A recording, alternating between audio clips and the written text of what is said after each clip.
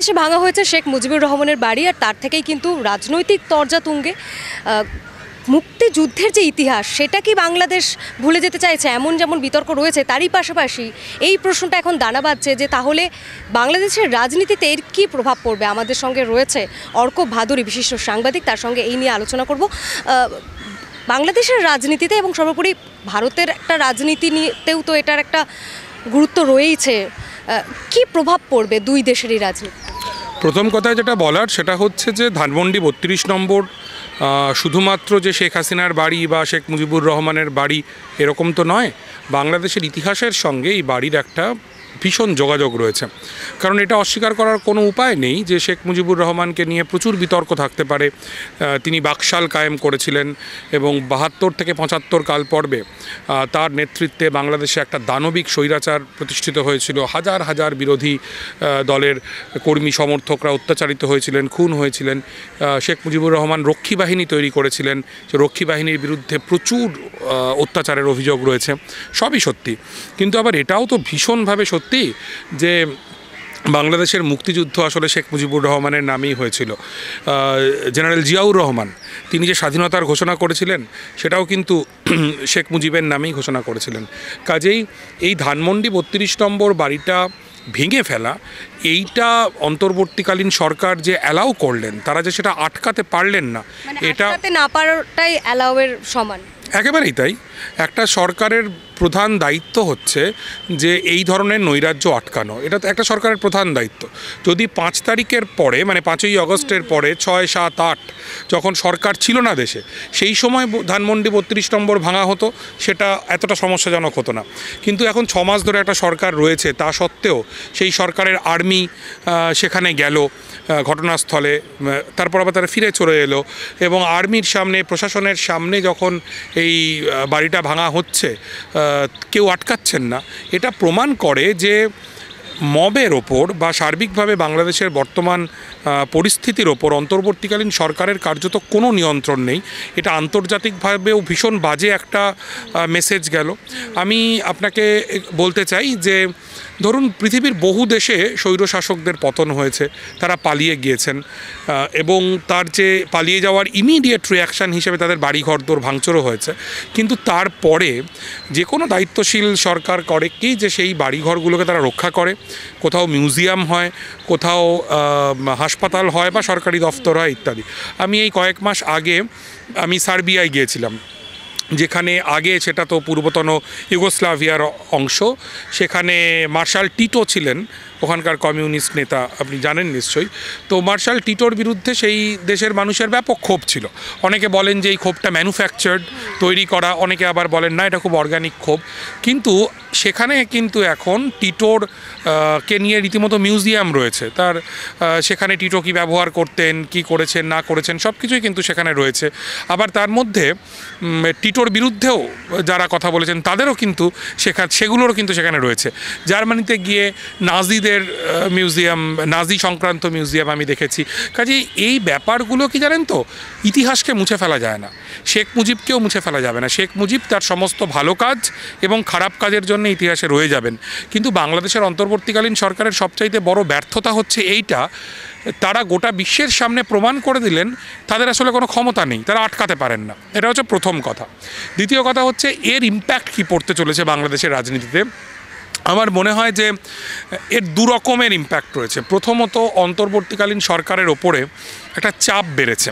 অন্তর্বর্তীকালীন সরকারের উপদেষ্টা, খুব গুরুত্বপূর্ণ উপদেষ্টা মাহফুজ আলম, যিনি ছাত্রনেতা, তিনি এই ভাঙচুরের পরে তিনি বিবৃতি দিয়েছেন যে এই ধরনের ভাঙচুর, এই ধরনের নৈরাজ্য বন্ধ করতে হবে। তিনি এই বিবৃতি দিচ্ছেন মানে এটা বোঝাই যাচ্ছে তারা ব্যাপারটা নিয়ে কনসার্নড এবং তারা চাইছেন যে এই নৈরাজ্য বন্ধ হোক। এটা হচ্ছে প্রথম কথা। দ্বিতীয় কথা যেটা হচ্ছে, আপনি জানেন যে বাংলাদেশে একটা নতুন রাজনৈতিক দলের জন্ম হতে চলেছে আগামী বৈষম্য বিরোধী ছাত্র আন্দোলন এবং জাতীয় নাগরিক কমিটি অর্থাৎ অভ্যুত্থানের দুটো শক্তি, এরা একটা রাজনৈতিক দলে রূপান্তরিত হতে চলেছে। আগামী কয়েকদিনের মধ্যেই এই রাজনৈতিক দল সামনে আসবে। এই রাজনৈতিক দলটির প্রধান প্রতিপক্ষ হচ্ছে দুটি, একটা হচ্ছে বিএনপি আর একটা হচ্ছে জামাতে ইসলামী, যারা এতদিন ধরে যারা রাজনীতি করে এসছেন, এবং তার সঙ্গে তো আওয়ামী লীগ খুব দুর্বল অবস্থায় হলো, তো তার একটা এখনও কিছু সমর্থন রয়ে গিয়েছে। আমার যেটা মনে হচ্ছে যে এই ভাঙচুরের ঘটনা এই নতুন দল তৈরির প্রক্রিয়াকে খানিকটা মাইলেজ দিল, কারণ যে ছাত্রনেতারা এই ভাঙচুরটা করতে হবে, ওনার বাড়ি ভেঙে দিতে হবে, ধানমন্ডি 32 ভাঙতে হবে, এই স্লোগানগুলো তুলেছিলেন, তারা প্রত্যেকেই অনেকটা এই নতুন রাজনৈতিক বন্দোবস্ত বলে যে কথাটা তারা বলছেন তার সঙ্গে যুক্ত। কাজেই এটাও বলা যেতে পারে এরকমভাবে যে ছাত্ররা বেশ কয়েক মাস বাদে রাজপথে তাদের খানিকটা শক্তি দেখালো।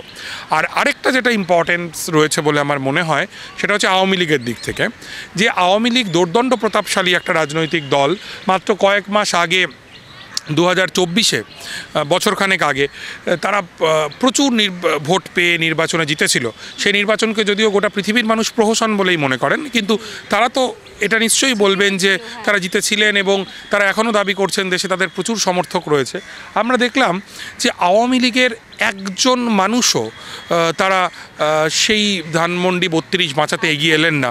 পরের দিন সকালে একজন মহিলা গেলেন এককভাবে এবং তাকে লাঞ্ছিত হতে হলো, সেটা খুব দুঃখজনক, খুব কুৎসিত একটা দৃষ্টান্ত। কিন্তু আওয়ামী লীগের জন্যও বোধহয় এটা একটা অ্যাসিড টেস্ট হয়ে গেল, যে তাঁদের ধানমন্ডি 32-কে অনেকে বলছেন এটা আওয়ামী লীগের মাজার বা মন্দিরের মতো। শেখ মুজিবের বাড়ি, শেখ হাসিনার বাড়ি, সেটা ভাঙা হলো, কিন্তু বাংলাদেশের আওয়ামী লীগের লোকজন তারা বুক দিয়ে সেটা রক্ষা করলেন না। এখান থেকে আওয়ামী লীগের অবস্থাটাও আসলে খুব স্পষ্ট হয়। আমি আরেকটা জাস্ট ঐতিহাসিক একটা অনুষঙ্গ আমি টানব। 1972 সালে যখন শেখ মুজিবুর রহমান তিনি বাংলাদেশে এলেন, তখন তিনি কার্যত জাতীয় নায়ক। হাজার হাজার মানুষ, লক্ষ লক্ষ মানুষ তাকে ওয়েলকাম করেছেন এবং তিনি কার্যত দেবতার জায়গায় ছিলেন। তার 3 বছরের মধ্যে তার মধ্যে বাকশাল কায়েম হয়েছে, ইত্যাদি নানা কিছু কায়েম হয়েছে। যখন 1975 সালে শেখ মুজিবকে নৃশংসভাবে হত্যা করা হলো, মর্মান্তিকভাবে সপরিবারে হত্যা করা হলো, তারপরে কিন্তু গোটা বাংলাদেশে কোনো প্রতিবাদ মিছিল হয়নি। আমরা আমাদের এখানে দেখেছি 3 বছরে, 72 থেকে 75, 3 বছরে। আমরা আমাদের দেশে ইন্দিরা গান্ধীর মৃত্যুর পরে কিন্তু দাঙ্গা হতে দেখেছি, রাজীব গান্ধীর মৃত্যুর পর আমরা বিরাট প্রতিক্রিয়া দেখেছি, কিন্তু মুজিবের মৃত্যুর পরে কিন্তু কিছু হয়নি। কাজেই একই রকম আজকে ধানমন্ডির ক্ষেত্রে দেখছি যে আওয়ামী লীগ, যে রাজনৈতিক দলটা বাংলাদেশের রাজনৈতিক ইতিহাসের সবচেয়ে গুরুত্বপূর্ণ দল, মুক্তিযুদ্ধের নেতৃত্ব দানকারী দল, তাদের প্রধান নেতার বাড়ি, শেখ হাসিনার বাড়ি ভেঙে দেওয়া হচ্ছে, কেউ প্রতিবাদ করছেন না, বাড়িটা বাঁচাতে এগিয়ে আসছেন না। এটা একটা অদ্ভুত একটা ঘটনা। কাজেই আমাদের একটু অপেক্ষা করতে হবে এর ইম্প্যাক্ট কী।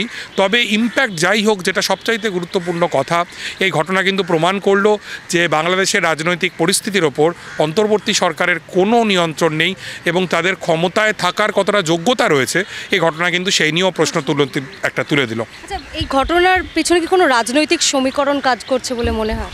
হ্যাঁ, আমি তো রাজনৈতিক সমীকরণের কথাই বললাম। আসলে বিবিধ রাজনৈতিক সমীকরণ কাজ করছে। একদিকে যেরকম আওয়ামী লীগকে তারা আঘাত করতে চাইছেন, এটা হলো কেন? এই কর্মসূচিটা হঠাৎ করে গত কয়েক মাসে তো এরকম কিছু হয়নি, বাড়িটা ছিল ওখানে, কেউ সেখানে যেতেনও না ইত্যাদি। এই কর্মসূচিটা তারা নিলেন কেন? তার কারণ রিসেন্টলি শেখ হাসিনা বহু দিনের নিস্তব্ধতা ভঙ্গ করে তিনি জাতির উদ্দেশ্যে ছাত্রলীগের পেজ থেকে বক্তৃতা দেবেন বললেন। এবং রাজনৈতিক সমীকরণের কথা তো আগেই বললাম। আমি আরেকটা কথা আপনাকে বলতে চাই, এই কথাটা খুব একটা আলোচিত হচ্ছে না। বাংলাদেশে গিয়ে বাংলাদেশের মানুষের সাথে কথা বলে আমার যেটা মনে হয়েছে, বাংলাদেশের যে ইয়াং জেনারেশন, যারা নতুন প্রজন্ম, যারা কার্যত এই অভ্যুত্থানের মাধ্যমে শেখ হাসিনাকে হটিয়ে দিলেন, তারা একটা মারাত্মক ট্রমার মধ্যে রয়েছেন। প্রচুর অন্তর্বর্তীকালীন সরকার কিন্তু প্রায় সম্পূর্ণ ব্যর্থ। তারা শেখ হাসিনাকে দেশে ফেরাতে পারেনি, গণহত্যার বিচার করতে পারেনি। এই অন্তর্বর্তীকালীন সরকার শ্রমিকের বুকে গুলি চালিয়েছে, মজুরি বৃদ্ধির দাবিতে আন্দোলনরত শ্রমিকের বুকে তারা গুলি চালিয়েছে। জিনিসপত্রের দাম বাড়ছে, ভ্যাট চাপিয়ে দেওয়া হয়েছে। সার্বিকভাবে অন্তর্বর্তীকালীন সরকার ব্যর্থ। কাজেই যারা সহস্রাধিক ছাত্র জনতা যারা প্রাণ দিয়ে বাংলাদেশকে স্বৈরাচার মুক্ত করলেন, তাদের প্রত্যাশায় অন্তর্বর্তীকালীন সরকার পূরণ করতে পারছে না। এই কম বয়সী ছেলেমেয়েরা যখন দেখছেন যে গণহত্যার কোনো বিচারই সরকার করতে পারছে না, তারা তখন আইন নিজের হাতে তুলে নিচ্ছে।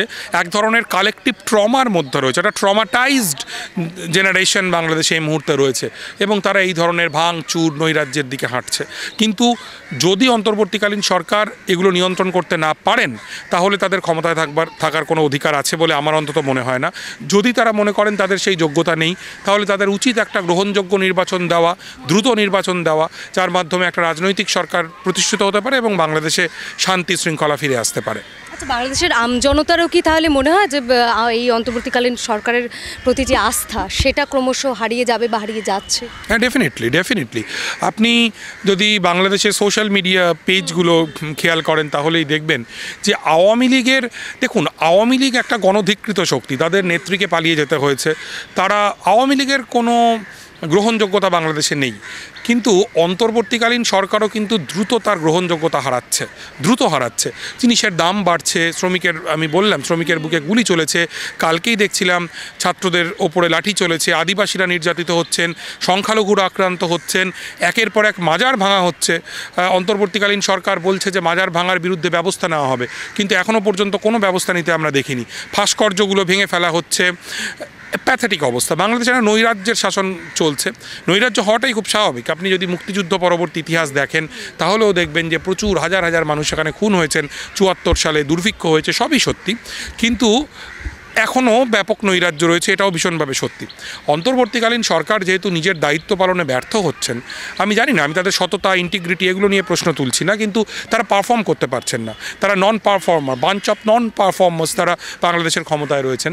এই অবস্থায় দাঁড়িয়ে মানুষের মধ্যে হতাশা কিন্তু বাড়ছে, ব্যাপকভাবে বাড়ছে, এবং এর একটাই গ্রহণযোগ্য সমাধান হতে পারে তাদের যেটুকু সংস্কার করা দরকার সেইটা করে দ্রুত একটা নির্বাচন দেওয়া, যাতে বাংলাদেশে শান্তি শৃঙ্খলা প্রতিষ্ঠিত হতে পারে। অন্তর্বর্তীকালীন সরকার গণ অভ্যুত্থানের যে স্পিরিট সেটাকে ধারণ করার ক্ষেত্রে এবং বাংলাদেশের মানুষের যে আকাঙ্ক্ষা সেটাকে ধারণ করার ক্ষেত্রে একেবারেই সফল বলে আমার মনে হয় না। আর একটা বিষয় আমরা দেখছিলাম যে এই যে গণ অভ্যুত্থানের পর বাংলাদেশের যে সংখ্যালঘু হিন্দু নির্যাতনকে কেন্দ্র করে এপার বাংলায় শুধু নয় সারা দেশ জুড়েই একটা আমরা আন্দোলনের ঢেউ দেখছিলাম। মানে আবারও কি তাহলে সেই কেন্দ্রিক কোনো রাজনীতি হতে পারে এদেশে, কি মনে হয়? এটার দুটো দিক আছে। প্রথম কথা হচ্ছে, বাংলাদেশের সংখ্যালঘু নির্যাতনটা 5ই আগস্টের পর থেকে শুরু হয়নি। বাংলাদেশে দীর্ঘ সংখ্যালঘু নির্যাতনের ইতিহাস রয়েছে, এবং শেখ হাসিনার আমলেও নাসিরনগরের দাঙ্গা হয়েছে, রামুতে দাঙ্গা হয়েছে। শেখ হাসিনার আমলে 3,500 নথিভুক্ত এরকম ঘটনা রয়েছে সংখ্যালঘু নির্যাতনের। এবং সবচাইতে দুঃখজনক হচ্ছে জুলাই গণ অভ্যুত্থানেও সংখ্যালঘুরা ব্যাপক সংখ্যায় তারা অংশ নিয়েছেন, এবং 9 জন অন্তত সংখ্যালঘু তারা শেখ হাসিনার যে পুলিশ তার হাতে তারা প্রাণ হারিয়েছেন। কিন্তু সবচাইতে যেটা দুঃখজনক এবং সবচেয়ে যন্ত্রণার, যে 5ই আগস্টের পরেও বাংলাদেশে সংখ্যালঘু নির্যাতন কিন্তু একদম অব্যাহত রয়েছে, এবং এটা অস্বীকার করার কোনো জায়গা নেই। বাংলাদেশের সংখ্যালঘুদের যে নিরাপত্তা সেটা নিশ্চিত করতে অন্তর্বর্তীকালীন সরকার ব্যর্থ হয়েছে। আদিবাসীদের ওপর হামলা হয়েছে, নির্যাতন হয়েছে, এগুলো মেনে নিতে হবে। এগুলো অন্তর্বর্তীকালীন সরকারের ব্যর্থতা। যে অপরাধ আওয়ামী লীগ করেছে সেই অপরাধই যদি অন্তর্বর্তীকালীন সরকার করতে থাকে, তাহলে কিন্তু বাংলাদেশের মানুষের প্রত্যাশাভঙ্গ হতে দেরি হবে না, এবং প্রত্যাশাভঙ্গ হচ্ছে, খুব দ্রুত হচ্ছে। এবং একই সঙ্গে আরও একটা কথা বলতে হবে যে ইন্ডিয়ান মিডিয়াতে বাংলাদেশের সংখ্যালঘু নির্যাতন নিয়ে প্রচুর মিথ্যে কথা তারা বলেছেন। হ্যাঁ, প্রচুর অতিরঞ্জিত সংবাদ তারা প্রচার করেছেন, যেমন বাংলাদেশে শাখা সিঁদুর পরে হাঁটা যাচ্ছে না, বা একদিনে 40,000 নারী ধর্ষিতা হচ্ছেন। প্রচুর ফেক নিউজ ইন্ডিয়ান মিডিয়া এগুলো প্রচার করেছে ইত্যাদি। কিন্তু ইন্ডিয়ান মিডিয়া যে বাংলাদেশের সংখ্যালঘু নির্যাতন নিয়ে ফেক নিউজ প্রচার করছে, এটা আমার কথা নয়, এটা সমস্ত আন্তর্জাতিক সংবাদ মাধ্যম, বিবিসি থেকে শুরু করে DW, প্রত্যেকেই তারা কিন্তু এই নিয়ে নিউজ করেছে, আপনি জানেন এটা নিয়ে। কিন্তু ইন্ডিয়ান মিডিয়া মিথ্যে কথা বলছে বলেই বাংলাদেশে সংখ্যালঘু নির্যাতন হচ্ছে না এরকমটা বলার কোনো সুযোগ নেই। বাংলাদেশে সংখ্যালঘু নির্যাতন হচ্ছে। শেখ হাসিনার সময় বাংলাদেশে সংখ্যালঘু নির্যাতন হতো, এখনও বাংলাদেশে সংখ্যালঘু নির্যাতন হচ্ছে। অন্তর্বর্তীকালীন সরকারের উচিত এটা বন্ধ করা। যদি তারা বন্ধ করতে না পারেন, যদি তারা জিনিসের দাম না কমাতে পারেন, তাহলে তাদের ক্ষমতা থেকে চলে যেতে হবে। এটাই গণতন্ত্র। ইন্ডিয়ায় আমি এটাই বলছি, ইন্ডিয়াতে যেটা হবে এটা নিয়ে রাজনীতি বলেই আমার মনে হয়। তার কারণটাও খুব স্পষ্ট। দেখুন, 2026 সালের পশ্চিমবঙ্গের বিধানসভা নির্বাচন আছে। আপনি জানেন যে পশ্চিমবঙ্গের আশেপাশের রাজ্যগুলো, আপনার বিহারের কথা বলুন, ওড়িশার কথা বলুন, আসামের কথা বলুন, এই প্রত্যেকটাই বিজেপি ক্ষমতায় রয়েছে। পশ্চিমবঙ্গে বিজেপির সাংগঠনিক অবস্থা খুব শোচনীয়। কাজে আমার মনে হয় যে 26 সাল পর্যন্ত বিজেপির এই মুহূর্তে দাঁড়িয়ে পলিটিক্যাল ন্যারেটিভ শুধু একটি মাত্র রয়েছে, সেটা হচ্ছে যে পশ্চিমবঙ্গকে বাংলাদেশে পরিণত হতে দেব না, পশ্চিমবঙ্গকে পূর্ব পাকিস্তান হতে দেব না। কাজেই বাংলাদেশে ব্যাপক সংখ্যালঘু নির্যাতন হচ্ছে। কাজেই তৃণমূল কংগ্রেস বা অন্য কোনো বিজেপি বিরোধী শক্তি যদি পশ্চিমবঙ্গের ক্ষমতায় থাকে, তাহলে পশ্চিমবঙ্গেরও হিন্দুরা আসলে বিপন্ন হবেন। এই পলিটিক্যাল ন্যারেটিভ বিজেপি প্রচার করবে এবং এটা বিজেপির জন্য খুব লাভজনক একটা ন্যারেটিভ। কিন্তু যদিও আমি ব্যাপক সন্দিহান যে শুভেন্দু অধিকারীর মতো লিডারশিপ তারা কিভাবে সফল হবেন, কারণ এই শুভেন্দু অধিকারী যিনি পশ্চিমবঙ্গে বিজেপির ইলেকটোরাল সাকসেস কার্যত কিছুই দিতে পারেননি, তিনি রিসেন্টলি বলছিলেন যে আমরা শেখ হাসিনাকে ক্ষমতায় আমরা ফের নিয়ে আসবো, এই ধরনের কথাবার্তা তিনি বলেছেন। কিন্তু আমি জানি না কাজেই শুভেন্দু অধিকারীর নেতৃত্বে আদেও কিছু হওয়া সম্ভব কিনা। কিন্তু বিজেপি একটা পলিটিক্যাল ফোর্স হিসেবে 19-এর নির্বাচনেও কিন্তু বিজেপি তার যে সাংগঠনিক শক্তি তার থেকে অনেক বেশি মানুষের সমর্থন পেয়েছিল। কাজেই যতক্ষণ পর্যন্ত বাংলাদেশে সংখ্যালঘু নির্যাতন হবে এবং সেইটাকে যদি 10 হয় সেটাকে 50 করে ইন্ডিয়ান মিডিয়াতে বা গদি মিডিয়াতে বলা হবে, ততদিন পর্যন্ত বিজেপিও কিন্তু এই ন্যারেটিভটাকে আরও জোরে সোরে বলবে 26-এর বিধানসভা নির্বাচনের দিকে তাকিয়ে। এবং আমার মনে হয় যে এটা বিজেপি যদি ঠিকভাবে ব্যবহার করতে পারে, তাহলে সীমান্তবর্তী বেশ কিছু আসনে বিজেপি লাভবান হতে পারে।